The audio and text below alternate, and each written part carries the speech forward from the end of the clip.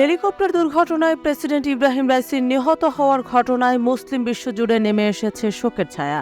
কিন্তু রাইসির নিজের দেশ ইরানেই তার মৃত্যু নিয়ে সাধারণ জনগণের মধ্যে দেখা যাচ্ছে মিশ্র প্রতিক্রিয়া। ইরানের প্রেসিডেন্টের মৃত্যুতে কেউ কেউ করছে আহাজারি, আবার কেউ কেউ করছে আনন্দ উল্লাস।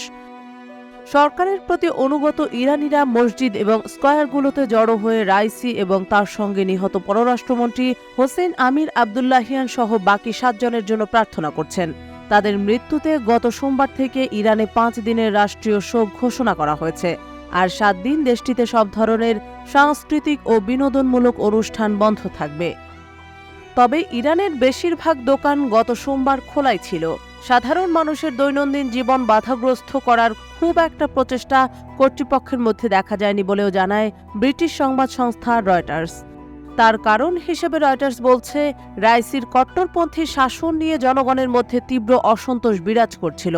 রাইসির আমলেই তেহরানে পুলিশের হেফাজতে কুর্দি তরুণী মাশা আমিনির মৃত্যুতে ইরান জুড়ে তীব্র আন্দোলন গড়ে উঠেছিল, যে আন্দোলনের নেতৃত্বে ছিলেন নারীরা। হিজাব বিরোধী ওই আন্দোলন একসময় ইরানের কট্টরপন্থী ইসলামিক শাসকদের বিরুদ্ধে এবং তাদের পতনের দাবিতে গণ আন্দোলনে পরিণত হয়। কয়েক মাস ধরে সরকার পতনের দাবিতে ইরান জুড়ে ওই আন্দোলন চললেও শেষ পর্যন্ত রাইসি সরকারের কঠোর দমন পীড়নে মাঝপথেই থেমে যেতে হয় আন্দোলনকারীদের।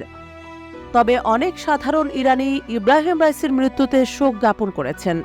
28 বছর বয়সী তরুণ মোহাম্মদ হোসেন জারাবি প্রয়াত প্রেসিডেন্টের প্রশংসা করে রয়টার্সকে বলেন, তিনি কঠোর পরিশ্রমী একজন প্রেসিডেন্ট ছিলেন।